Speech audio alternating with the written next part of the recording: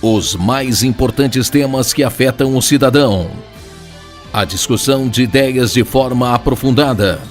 O debate sério que ajuda você a entender os problemas que acontecem no Brasil e no mundo. Há mais de 10 anos no ar, levando a informação até você. Ideias em Debate. Meus amigos e minhas amigas, Ideias em Debate no ar. Nosso convidado especialíssimo é meu amigo, companheiro de partido, colega de classe no passado, nos idos de 60. Ele é jovem, porque 60 é jovem. E nós estamos aqui com o André Matarazzo, que é o nosso convidado, para conversar um pouco com vocês sobre a compreensão da política brasileira, o que aconteceu antes das eleições, nas eleições, e o que se espera agora no começo do ano, com um novo governo, com um novo Congresso. O Brasil vai ficar diferente? Já está diferente? Como é a compreensão de uma pessoa, foi vereador, ministro algumas vezes, com uma condição de articulação como poucas pessoas, jovem ainda, estava junto ao presidente Fernando Henrique, ou seja, teve um professor muito bom, entre outros. É uma pessoa que tem um apreço e um respeito muito grande pela expertise e o que a vida lhe proporcionou no sentido de participação e de atuação. Então, André Matarazzo, as câmeras são suas. Obrigado, Patá. Boa tarde a todos que estão nos vendo, nos assistindo. Para mim é um prazer estar aqui no Sindicato dos Trabalhadores, dos Comerciários, e também na UGT, que é a União Geral dos Trabalhadores, uma das importantes centrais de trabalhadores que passarão a ter um papel fundamental, a meu ver, Patá, daqui para frente, em função da grande revolução que a tecnologia está provocando em todas as atividades de trabalho. Eu acho que o papel de sindicatos, tanto patronais como de empregados, das centrais patronais e de empregados, elas têm que ter a visão do futuro, como requalificar toda a mão de obra para atender esse novo universo do trabalho que vem por aí, que já está aí. Né? Com certeza. E você sabe que esse é um tema muito importante, mas nós não vamos poder aprofundar muito nesse, senão vai um programa todo, e ele é convidado para vir para cá novamente, porque já conversamos sobre esse tema. Estamos até falando sobre o e-commerce. Aqui a maior parte que estão nos vendo são da área do comércio, né? E trabalham em empresas que o e-commerce agora representa 30% a 35%. É interessante, é importante, não há dúvida. Só que a criação de empregos nessa área qualificada é muito menor do que a dispensa de trabalhadores da área física. E com o momento que nós estamos com muitos desempregados, se nós não tivermos alguns cuidados de nos adaptar, nós vamos potencializar essa situação. Mas não há dúvida, nós não podemos ir contra... Mas é o que você falou, mas tem que ter muito cuidado e lembrar, né, Patá, que boa parte desses empregos, quer dizer, o e-commerce, ele traz também várias outras atividades juntos. E você vai transformar uma grande parte de hoje, quem está empregado, em novos empreendedores. Mas, como você disse, isso fica para um outro programa, porque é um tema imenso. E, inclusive, é um tema que o André tem comentado já de longa data e que nós vamos fazer, provavelmente, algum seminário nesse sentido, na fundação que nós participamos do partido, no sentido de aprofundar muito essa questão. Porque nós temos, ao mesmo tempo, essa questão da tecnologia que traz de benefício, a longevidade. É uma coisa extraordinária. A tecnologia é extraordinária. Ao mesmo tempo, nos preocupa do ponto de vista de qualificação. Nós fizemos um mutirão do emprego, e esse mutirão vieram aqui milhares de pessoas para 6 mil vagas. Foi histórico. Foi um sucesso, não há dúvida. Nós não conseguimos preencher metade das vagas, que muitas delas exigia uma qualificação até muito simples, que é conhecer o Excel. E não foram contratados. O Brasil parou em termos de qualificação. É essa a questão. Mas nós vamos... O governo federal parou com isso há muito tempo. Há muito tempo. Mas nós vamos, com certeza absoluta, fazer um programa especial e fazer um seminário nesse sentido. Vamos falar, então, para aquelas pessoas que estão do outro lado da telinha, sobre a compreensão da política, então. Como era antes das eleições, durante, o que esperar, o Brasil mudou, vai mudar? Eu acho que o Brasil mudou a partir de 2013. empatar. Aquelas manifestações que foram, de certa forma, espontâneas, que nós vimos aqui em São Paulo, especialmente, absolutamente pacíficas, o primeiro, o segundo dia, o terceiro dia que surgiram os black blocs, que aí era a turma querendo tomar conta da manifestação, partidarizar, ideologizar a manifestação. O que foi aquilo, né? É claro, é mais fácil olhar hoje, mas isso já dava para se perceber no momento também. Foi uma demonstração da grande insatisfação da sociedade com relação, não é à classe política como um todo, aos dirigentes de governo. Porque uma das grandes demandas é o que nós estamos vendo na França agora, essa semana. Por exemplo, a qualidade dos serviços públicos, que hoje o Brasil ele tem custo alemão e qualidade de serviços cubanos. Quer dizer, é muito ruim a qualidade do serviço público. Então, lá a sociedade já demonstrava uma grande satisfação. Como é que a gente percebeu? Que depois daquela manifestação, a primeira pesquisa eleitoral que se fez, não estávamos em período de eleições, de avaliação de governos. Todos os governos, tanto do PT, que era a Dilma, como do PSDB, que era São Paulo, Geraldo, mudaram de patamar para baixo. E nunca mais voltaram, né? Ou seja, lá ficou claro que a classe política estava comprometida. E o que a classe política fez para mudar esse cenário? Rigorosamente nada. Continua atuando exatamente como vinha atuando. Até as eleições. E eu sempre digo, a eleição é o grande ponto de depuração e a grande oportunidade que a sociedade tem para mostrar a sua satisfação ou sua insatisfação. Você repara que houve uma mudança na eleição, essa eleição, uma renovação imensa. E não é nada renovação, se falar, porque é renovação, você entrou gente que nem o eleitor sabe bem quem é. Mas ele não quis votar em quem tinha mandato, né? Você vê que teve um percentual grande, ou seja, era uma eleição dessa vez que quase, quanto mais desconhecido, melhor, né? É interessante isso. Mas a sociedade mostrou que estava farta de ter visto Mensalão, depois visto Petrolão, Lava Jato e todos esses escândalos. E fora os escândalos, uma qualidade de serviço público muito ruim e a economia indo muito mal. Eu acho que esse governo, o governo que está terminando agora, ele teve...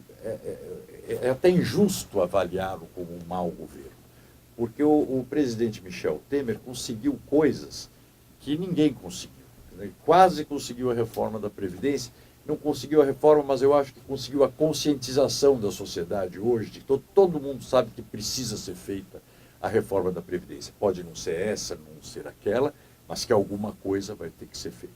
Ele estabeleceu o teto de gastos e uma série de outras. A cláusula de barreira da reforma política, que foi uma coisa muito importante para acabar com essa farra de tantos partidos, né, sugando o dinheiro da sociedade. Mas, infelizmente, ele termina com que para ele é muito difícil, mas esse voto que ele deu ontem do aumento de salário para o judiciário.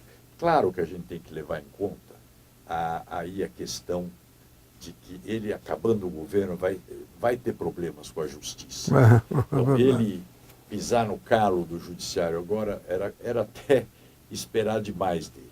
Mas o judiciário mesmo, o próprio Supremo e o presidente do Senado foram, de certa forma, pouco prudentes ao aprovar esse aumento, porque, de novo, é quase mostrar que você está se lixando para a opinião da sociedade.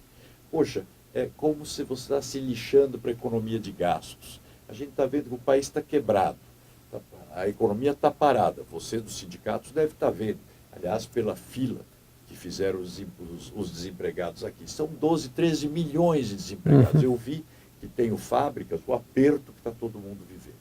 Então, quem causou todo esse aperto? O excesso de gastos do governo. Então, de repente, você vê nós tirando gente de fábrica, segurando despesa. Você tendo que cortar despesas porque acabaram com o imposto sindical. E, de repente, paf, vai lá uma determinada parte da corporação, que nem é a que está ganhando muito mal, né? Tem um aumento como esse. Eu acho que esta fase vai terminar com esse governo. Eu acredito que o eleitor mudou de forma definitiva. Não vai mais ser leniente, como sempre foi, que não estava se lixando para a política. Hoje você pega principalmente a classe média, voltou a se interessar pela política e se informar. Nem sempre pelo melhor canal, porque eu acho que esse monte de informação que chega por WhatsApp, a gente vê que mais da metade tem problemas. Mas ela está mais ativa e está mais participante. A mudança tecnológica também vai influenciar muito. Por quê? Porque a informação dos jornais formais que a gente lê sempre, não é a informação que está pesando para a sociedade. Ela tem outras formas de se informar. O formador de opinião não é mais o formador de opinião de 8, 9 anos atrás. Não, o jornal é para formadores de opinião. Hoje todo mundo forma opinião. Ou todo mundo dá opinião, e tem opinião dentro do seu e-mail, dentro do seu WhatsApp, dentro do seu Twitter. Então, eu acho que essa é uma mudança que, se quem estiver ocupando cargos públicos não prestar atenção, ele não vai sobreviver como dirigente público. A democracia, ela agora, eu acho que você vai ter o eleitor e vai ter o cobrador, que é o cara que votou em você. Nós precisamos ainda de algumas reformas importantes para modernizar o sistema representativo. A meu ver, o mais principal é a reforma política no âmbito do voto distrital. Porque o voto distrital, pelo menos o voto distrital misto, ele consegue aproximar o eleitor do seu candidato. E, portanto, a cobrança ser melhor e a própria informação que o político dá vai mais diretamente ao eleitor. Nós vamos fazer um rapidíssimo intervalo e é muito interessante a abordagem que o André nos proporciona. E eu queria colocar para o segundo bloco, antes de falarmos inclusive de São Paulo, a UGT tem ajudado a divulgar um aplicativo chamado Poder do Voto. E esse Poder do Voto, todas as pessoas, quaisquer cidadãos que votaram em tal candidato e esse candidato ganhou, esse Poder do Voto ele vai seguir esse candidato sempre para ver os projetos que ele está fazendo, se está adequado, porque ele pediu voto baseado num programa, e de repente ele vai para outra linha. E é um canal interessante de cobrança, mas com certeza absoluta nós da UGT somos muito favoráveis ao voto distrital misto, a mudanças importantes que devemos ter no país brevemente. Vamos fazer um rápido intervalo e voltamos. Daqui a pouco estamos aí com o André Matarazzo. Até já. Sindicato dos Comerciários de São Paulo. Suas atuações, lutas, conquistas e benefícios para todos os trabalhadores. Você, trabalhador e trabalhadora comerciária, conheça tudo o que o seu sindicato faz e tem para você e sua família. O sindicato te representa nas negociações coletivas, buscando sempre melhorias e manutenções de cláusulas sociais, negociando com 16 sindicatos patronais, onde representamos todos os trabalhadores de shoppings, supermercados, concessionárias e todos que trabalham no comércio da cidade de São Paulo. E também ainda conseguiu a manutenção do Dia do Comerciário em 30 de outubro, onde todos da categoria recebem 2 dias a mais em seu salário. Você sabia que o sindicato dispõe de mais de 20 advogados e o ano de 2015 foram atendidas 23 mil pessoas e abertos 2.137 processos trabalhistas, civil e familiar. O sindicato tem convênio com mais de 100 instituições de ensino em cursos e faculdades com descontos de até 50%. Isso tudo é para você, comerciário. No atendimento ao trabalhador para o benefício da aposentadoria, o sindicato fez 2.000 atendimentos e conseguiu aposentar 228 pessoas totalmente de graça. Essa assessoria é para você.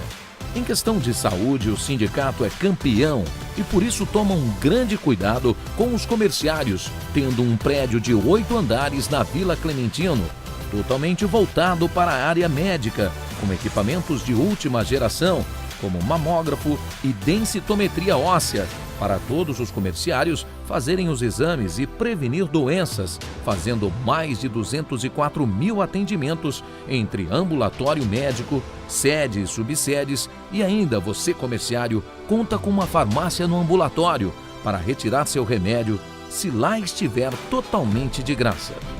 Nossa área de lazer é completa, tanto na praia ou no clube de campo, com total infraestrutura para você e sua família. No clube de campo temos piscinas, pedalinhos, quadras de futsal, campo de futebol, chalés para você e sua família. Na colônia temos também uma linda piscina, temos quadra de bocha, playground para as crianças e muito mais. Uma ótima estrutura de hotelaria para você ter dias de tranquilidade e alegria com seus familiares. O sindicato também atua diretamente defendendo seus direitos quando o patrão não respeita você. O sindicato se manifesta por você, lutando pela manutenção de serviços nos postos de trabalho, direitos e leis conquistadas por todos nós comerciários. Este é o seu sindicato, agindo, lutando e buscando a cada dia melhorias para todos os comerciários de São Paulo. Meus amigos, minhas amigas, voltamos de Ideias em Debate. Convidado especialíssimo, André Matarazzo. Um homem que tem uma capacidade de compreensão política como poucos em São Paulo e no Brasil principalmente. Nós falamos bastante aí sobre como iniciou o processo de mudança no nosso país a partir de 2013, com as manifestações espontâneas do povo brasileiro, e as consequências, com certeza absoluta disso, nos trouxeram no momento atual. Acho que a eleição do Bolsonaro se deve a 3 fatores importantes. O primeiro, o antipetismo. Isso foi percebido numa dimensão sem tamanho. O segundo, essa questão da segurança, e ele lá com arma para cá, arma para lá, e o povo brasileiro se acha inseguro, tantas questões ocorrendo. E a facada no Bolsonaro também, de uma certa forma, trouxe um nome com uma visibilidade nacional, entre outras questões. Eleito foi, posse será tomado muito brevemente. Tem alguns anúncios, né, do ponto de vista da equipe econômica, tem o Moro na justiça e outras questões colocadas do ponto de vista internacional, acho que cometeram alguns equívocos, como a questão da China, como a questão da Tel Aviv, por exemplo, mas de qualquer forma, acho que nada comprometedor com o interesse e a vontade do governo Bolsonaro tentar suprir as necessidades dos milhões de desempregados e da esperança do povo brasileiro.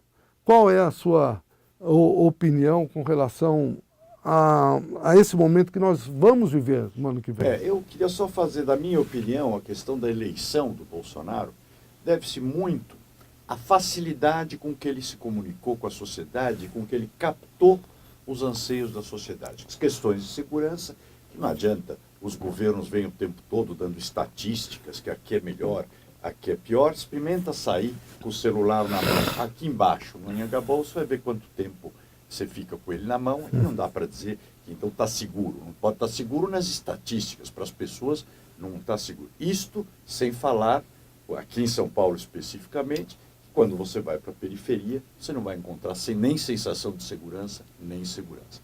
Então, acho que ele soube compreender isso bem. E outros anseios da sociedade numa linguagem muito direta. Eu, pessoalmente, acho que a facada teve muito pouco a ver com ele, pouco a ver com a eleição. Acho que ele teria sido eleito, por essa identificação dos problemas das pessoas, e uma linguagem muito direta e muito fácil, e dos outros candidatos, à exceção do Ciro Gomes, uma linguagem que os nossos avós achariam antiga. O mesmo discurso de sempre e sem motivação nenhuma. Então, o Bolsonaro, para mim, eu identifico ele no lado de comunicação, ele é o Lula da classe média. Ele captou isso da classe média e foi para cima, e somado ao fato do antipetismo, que estava aí muito arraigado. Também a questão dos valores morais, os valores da família, tudo isso que é uma coisa que é muito ativo, muito vivo na sociedade brasileira, principalmente no público evangélico, que é grande parte, católico, que é grande parte da nossa sociedade. Agora, eu acho hoje, olhando, né, eu vejo o presidente eleito Bolsonaro muito melhor como presidente eleito do que como candidato. Você vê ele hoje um homem ponderado, as escolhas de ministério foram bem feitas. Eu vejo a imprensa tradicional reclama muito que recua. Eu tenho um programa de rádio, até outro dia falei sobre isso, um dos jornais contou quantas vezes o Bolsonaro recuou. Mas eu acho que o recuo é uma demonstração de sapiência e de inteligência. Ou seja, o cara tem uma ideia, discute com especialistas, entendeu a coisa melhor. Obviamente você recua, você vai persistir num erro. As escolhas foram boas. Eu acho que a minha geração, vamos dizer, eu não tenho tanto, até pela minha origem também, eu não tenho tanto problema com a questão de militares. Eu seria hipócrita dizer que eu sofri na Revolução. Não é verdade. Mas, se me perguntar, eu odeio ditaduras, regimes de força, autoritarismo, tudo isso. Fui criado e formado no PSDB, portanto, tenho uma visão bastante democrática do mundo. Mas o fato dele escolher alguns ministros que são generais da reserva, ao menos escolheu pessoas que conhecem o governo, são preparados e são estudados. Ou seja, tem conhecimento e tem time. Eles têm a quem recorrer na hora de analisar as coisas. Isso é uma coisa importante, tratando-se de governo. E você vê que foi na área de infraestrutura, foi na Gabinete de Segurança Institucional, Ministério da Defesa. Hoje é que eu vi também foi para a Secretaria-Geral da Presidência, se não me engano, também um governo que vai fazer as relações com o Congresso. Aí também. Já não sei o quanto vai funcionar.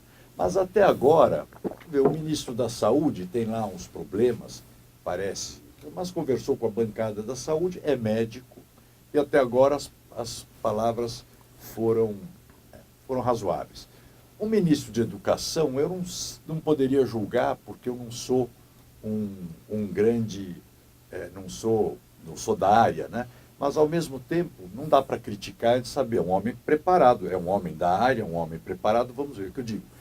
Agora nós estamos na fase de treino, né, Patá? O jogo começa dia 1º. Né? Não será fácil. Todo mundo está muito... A equipe econômica, muito bem preparados, todos. Todo mundo diz um pouco da questão do temperamento do Paulo Guedes, mas eu acho que é um homem maduro, bastante inteligente. Vão conseguir fazer tudo o que se propôs, o que está proposto? Esse é o problema. Porque eu acho, Patá, que os desgastes também, como vem o otimismo com certa rapidez, o desgaste também hoje vem muito rápido, através de redes sociais. A gente sabe que um processo de privatização demora o que a lei obriga a demorar, não tem jeito, você tem que seguir aquilo lá. O processo de, vamos dizer, não vai discutir com o Congresso, tem que discutir com o Congresso. O Congresso é soberano, nós estamos numa democracia. Você tem a Câmara, tem o Senado, os projetos de lei tramitarão por lá. Vai ter uma oposição muito forte, muito aguerrida e muito competente, que é o PT. Claro, o Bolsonaro, cada vez que for um projeto de lei mais polêmico, que ele vai acionar as redes sociais dele e a sociedade... Vai apoiar. Vai apoiar e vai cobrar até de forma exagerada, porque eu acho que tem muito exagero por aí, virou uma espécie de fanatismo, que você não pode mais discutir nada. As coisas ou são brancas ou são pretas. Isso está errado, não é assim. Então, vai ter essa cobrança em massa via rede social. Então, vamos ver o que vai acontecer. Então, a gente tem uma vantagem em ficar mais velho, né? Você já viu algumas coisas. Já vimos um filme. Eu participei do governo Collor, eu trabalhava com o José Goldenberg, que era ministro da Educação, eu estava comentando com o Rogério Magri, que estava aqui agora. Grande cara, aliás, diga-se de passagem. E nós vimos como é que o Collor foi derrubado, né? Você tem que conversar com o Congresso, é uma obrigação. O Congresso representa a sociedade. O Bolsonaro também terá problemas com o próprio partido dele, que acho que 80% dos deputados eleitos lá são novos. Não têm experiência nenhuma. Agora, há um clima de otimismo e há uma vontade de que o Brasil vá bem por parte de todos os partidos e da sociedade. Eu acho que a gente tem que torcer para que as coisas... Vamos torcer pelo Brasil. Torcer pelo Brasil, que funcionem bem.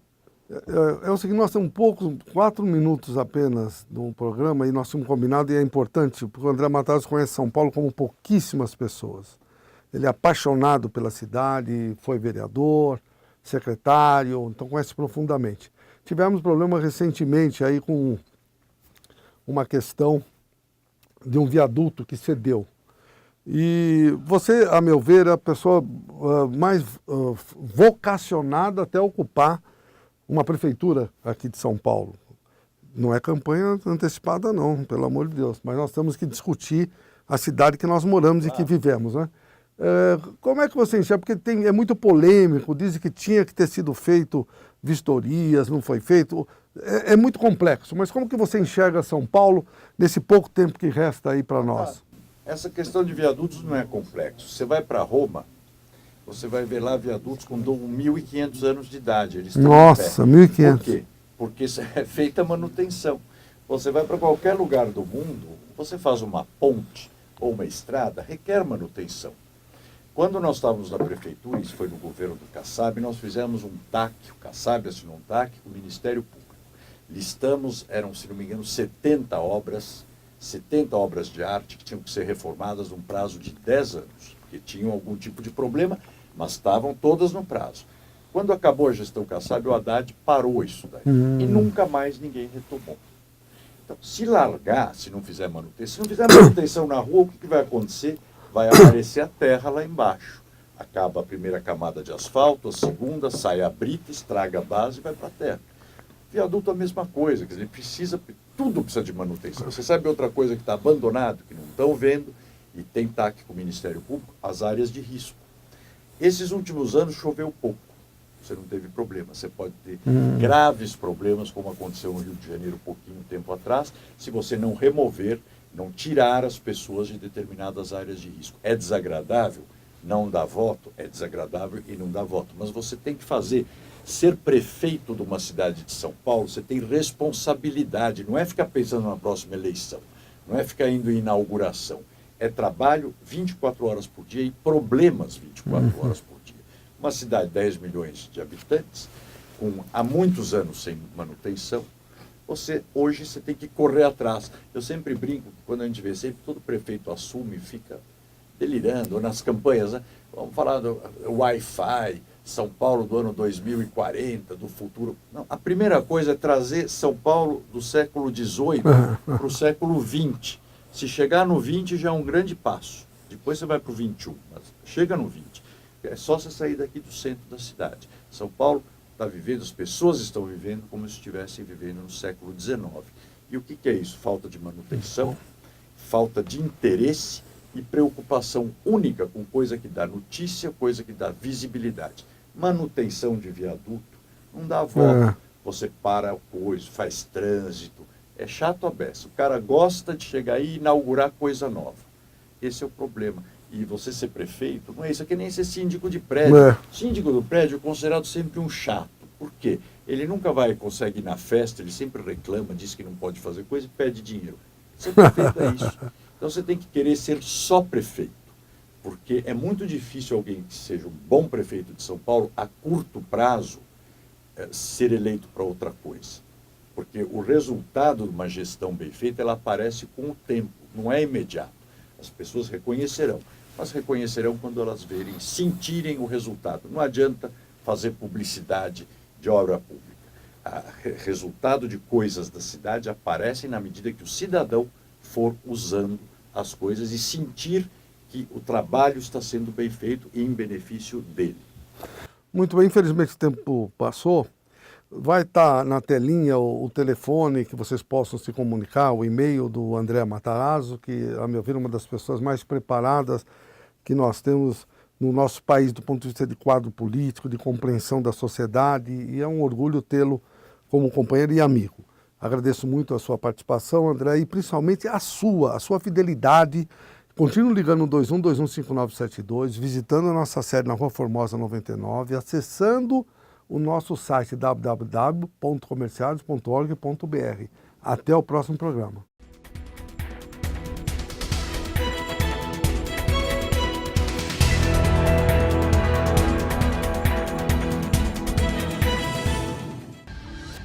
Os mais importantes temas que afetam o cidadão.